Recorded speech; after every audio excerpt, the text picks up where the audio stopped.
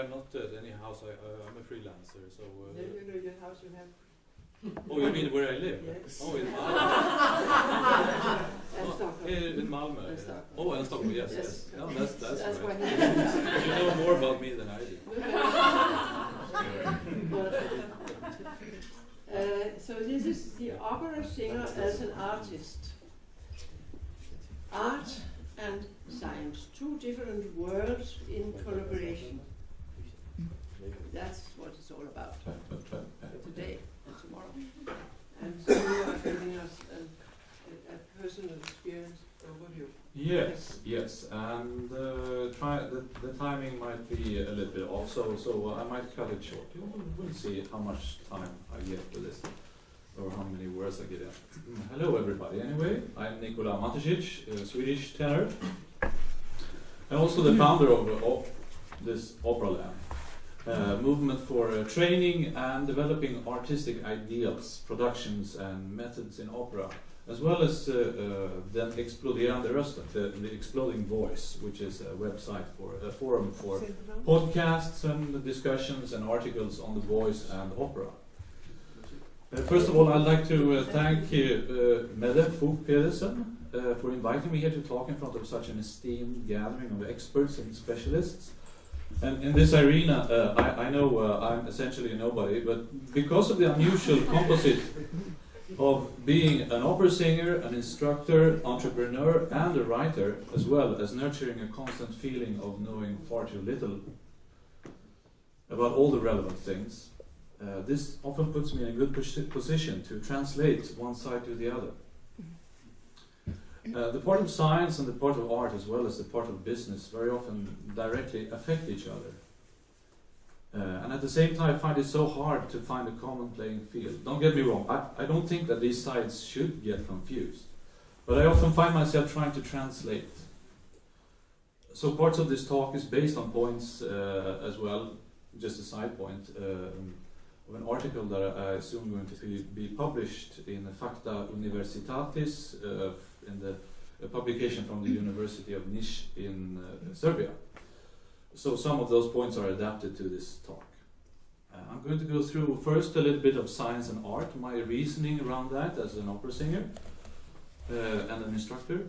And then I'm going to talk about damage to the body, which I have experienced quite a lot, and how to get through that, or what happens and how I reasoned through that.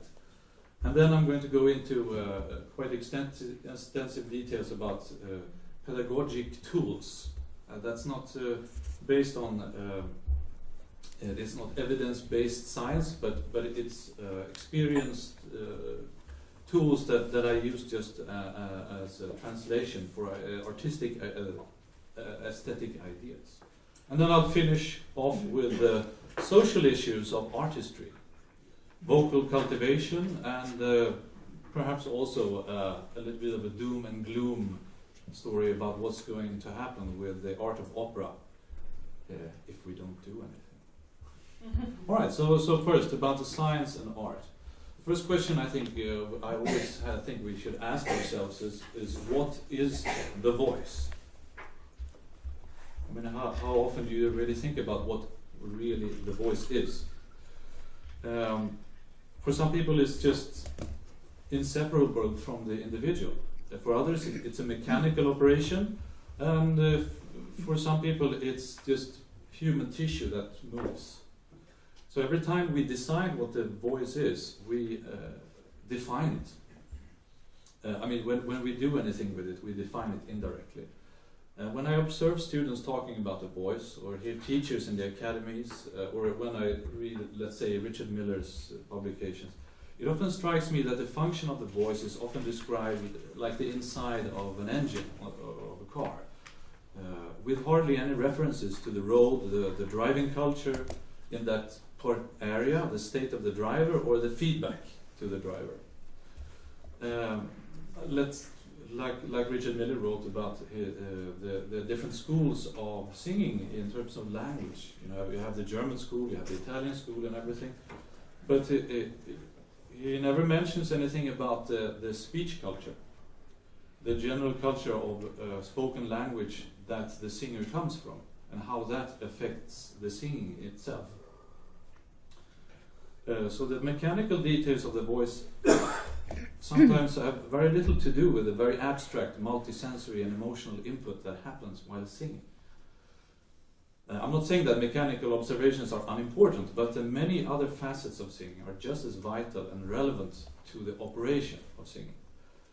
So is good, as in correct singing, really only based on the right vocal mechanics?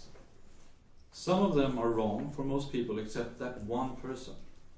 We have the constant tongue curl of Domingo, or the overpressured voice of Sir John Tomlinson, as classic examples, where you just think, well, it's impossible to sing like that.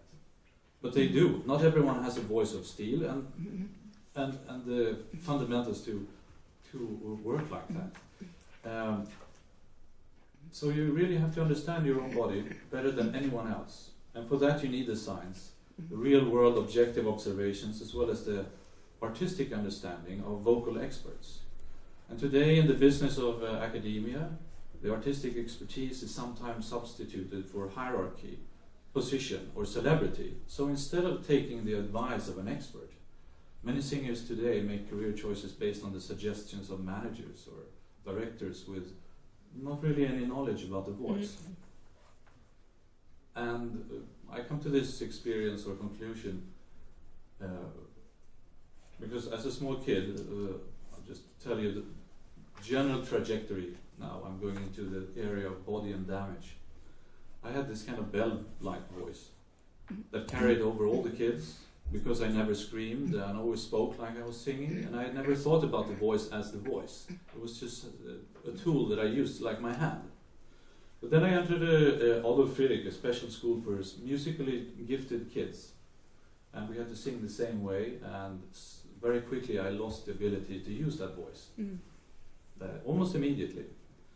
I'm still looking for it.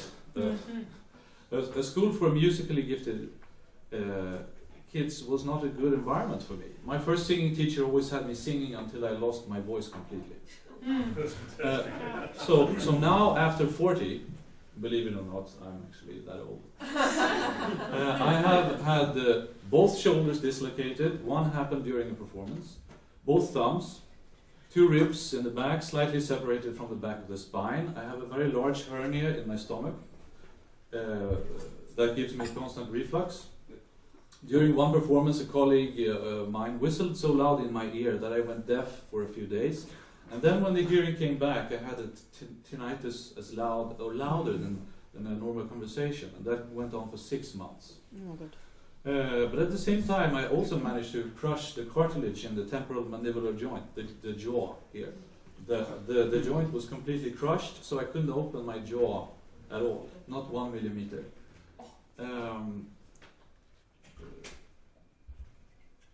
So it took me about 6 months to rip my jaw open slowly, like this, day after day. And now I have almost normal mobility. When I initially went to the specialist department in Gothenburg for odontology, they had 3 specialists that didn't know what was happening, and they were pulling my jaw, 3 of them, with their hands. Oh my God.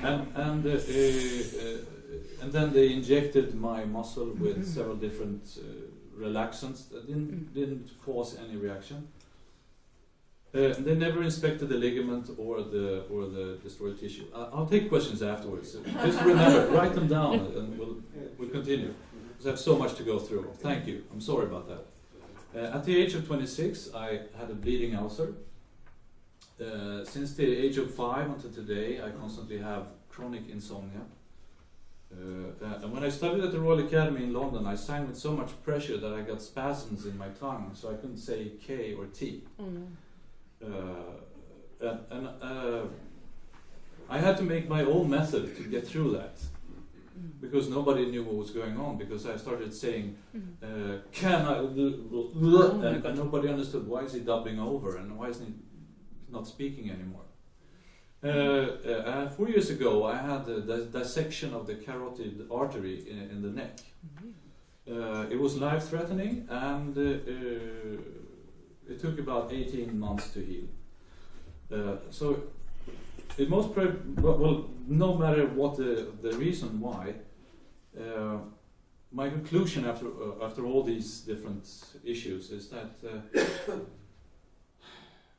one thing leads to another, very far down the line. And it's very possible for anyone, it's impossible for anyone else to really see the connections. You have to see the connections yourself. On every occasion, I very disciplined followed mechanical instructions on how to use my body, how to train and how to sing. But it still went wrong, somehow. Why? How? Well, as far as I know today, and this is just my present conclusion, is that I don't manage my energy. I got gripped by a devastating fear when the voice wasn't working well. And when it's working well, I got overwhelmed by euphoria. Yeah. These both emotions make me lose the concentration of what I do. And both these emotional states eventually made me hurt myself. All right. So I used that experience in the, well, you saw the picture, Opera Lab, and also the when I teach in general. When I teach, I don't like the idea of learning from mistakes. Since the trial and error method is the method I went through, it really makes you waste time. Yeah.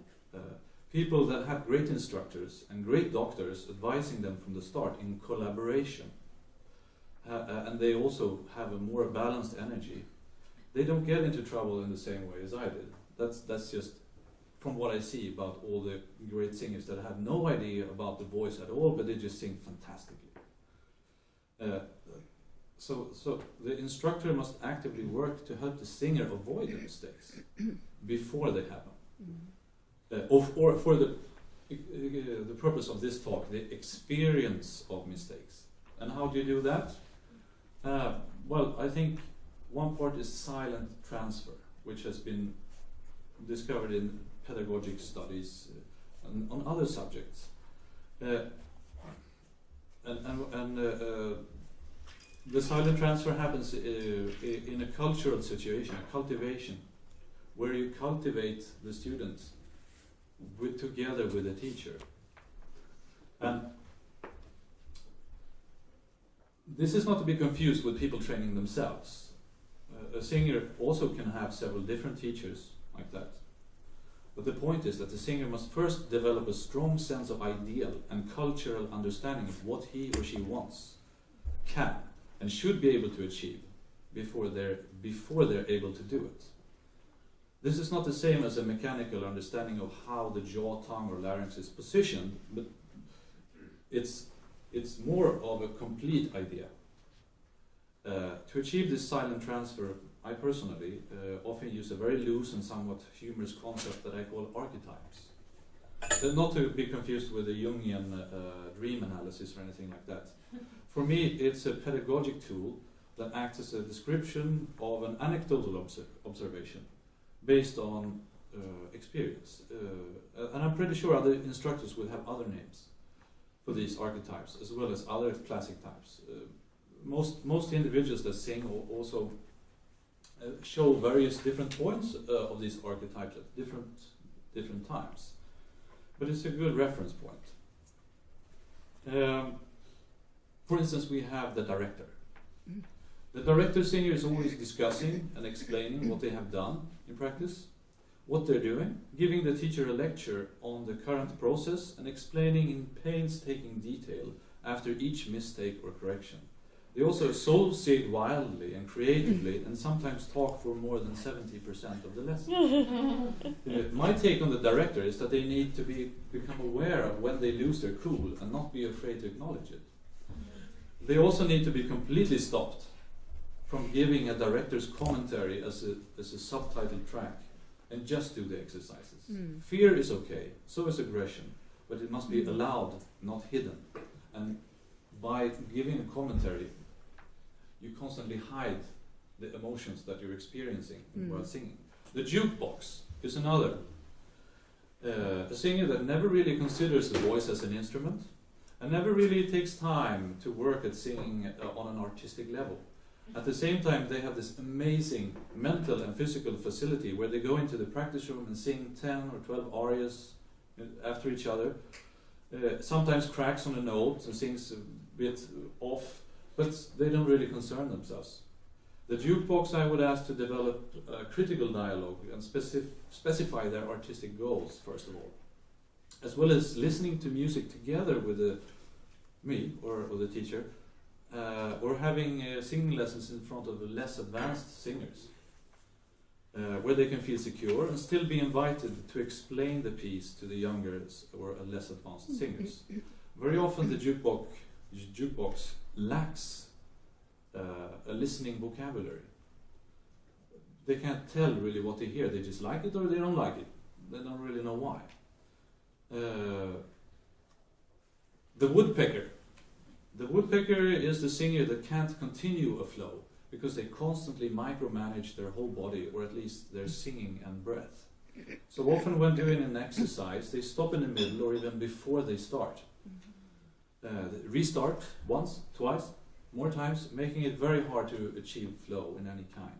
Even the breath can become an issue, so they question every exercise, wonder what it's for, and especially what and why they do whatever they do themselves. Very often complain that they don't understand. The woodpecker needs to visualize the singing in movement or pictures, or in some way see that their whole system of movement is part of singing, and not only every separate instance. Therefore, training cycles of breath and sound as one line is very important for the woodpecker. Another part is the issue of forgiveness. Physical forgiveness is the foundation of learning, as babies show us. They don't care what they look like or how they do it. They just go for it and with utter abandon forgive their aesthetic inelegance. This is an essential skill that needs to be retaught actively, and not just through understanding the concept, but to do it. Incorporating forgiveness allows the body or the unconscious mind to learn faster. Then we have the bullied child. The bullied child can only develop or bloom if feeling absolutely secure and in a constantly warm and personally engaging environment.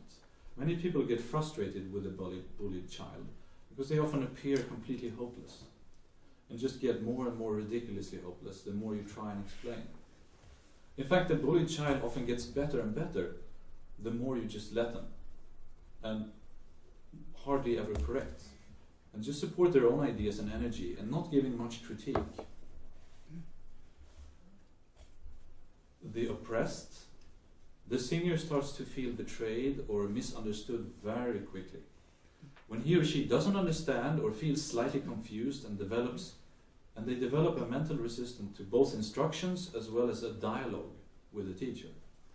This type of singer takes a long time to get to know and requires patience because they often stop communicating. The level of distrust that the oppressed quickly builds up can lead to that he or she just doesn't want to continue. One of the biggest problems is that the oppressed doesn't tell you what they're thinking or feeling, partly because of the strong emotions that they quickly experience and they try to hide. And to deal with the oppressed, you need to advance from the opposite direction. I would ask what they like to sing, and in the middle of the piece I would switch to a physical exercise of movement that changes the arena completely from voice to the general body. This is often not as sensitive as the voice for the singer. But you can still observe the singer through their speech and movement, which says a lot about their issues. And then, I have a couple. I'll skip some. I'll finish with the sequel. The sequel is essentially someone trying to imitate what you did and trying to understand the method without going through their own mental work and physical learning. So they're trying to sort of cheat the technique. That's a very big issue today, actually. Many individuals think that technique is an intellectual process, that they have to get it and they have to do it right. And when they do that, they got it forever. And they don't understand that you just have to do something often and repeatedly to make it good. The sequel also tries to get through the session instead of getting anything out of it. Often the sequel is just very unused to the whole idea of individual responsibility and artistry. And this can happen at any academy where students are told to sing or act in a traditional way, or where there's a kind of a sect mentality where everyone has to have the same opinion about everything. It could also be that this person is more interested in the surface of the art form, of being a center of attention. But so just to make sure that this does not have to do with psychoanalysis, and it's going. It always has to focus on the practical use of the hour or the hours of working with a singer. Psychoanalysis is for another professional. And then we have physical archetypes. And that's something that I use very often. I prefer to use that actually because of my background as a competitive dancer and a martial artist. That's the first one is the loosey-goosey. This body, the loosey-goosey body, is unused to training, strenuous activity, and doesn't understand or even accept the concept of high energy. When asked to increase intensity, the whole body becomes incredibly tense, tired, and uncomfortable. I would suggest focusing on much higher vocal clarity with the loosey-goosey, and a musical focus, and preparing that individual for being comfortable when using effort. And this comfortability comes from following a vocal line longer and longer and longer with the same optimal vocal quality. And then we have another body type, the spring. This body only knows how to explode into action. That's a bit like me. It's rarely intentional, and relaxing doesn't mean anything but non-movement to the spring. They're often athletic, and for this type of body, there's no fine-tuning. There's only no movement or explosion, or force.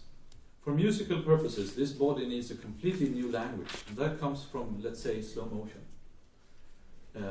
The whole inner body, lungs, ribcage, throat, jaw, everything must feel like slow motion, and never going into the red, which is push land. Then you have the singing block. This body doesn't think much about their body. They just never had a lot of issues, and just sing. They always have air, and they always have the same vocal connection, but since they never had any issues with anything, they rarely develop fine-tuned detail about their musical expression, and they find it hard to develop. Working on listening and refined movement of the body, slowly progressing into movement of the trunk, and then progressing into movement of the breath, and ultimately movement of the vocal line is what I suggest for this type. And then the elder. Some people seem to have tender and sensitive bodies, like some elderly people with arthritis, for instance. And these people require more preparation.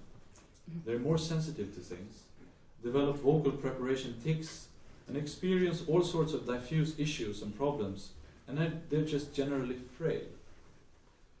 If this is not a medical condition but just an attitude, this type of individual needs very frequent physical training in a group environment, as in 3 or 4 times per week. I mean, some of these, or most of this, actually sounds self-evident, but the individual feels like they're unique in their problem, and they feel like nobody understands them really. And at the same time, I mean, all of you singing teachers and doctors, you recognize all these patterns all the time. Oh yes, I had another who had the same problem, and so on. Let's see. Oh, that went really fast. All right, so finishing off this speech, I will just mention something. Mette, you and I had this conversation where I mentioned the concept with the homeostatic sounds, and you didn't like that concept. You said I should use another word, and I still haven't found another word. But I'm just going to I will use that for now, and just finish off. And that's maybe someone else of you can come up to me afterwards, and we can, find another expression that uses the same concept.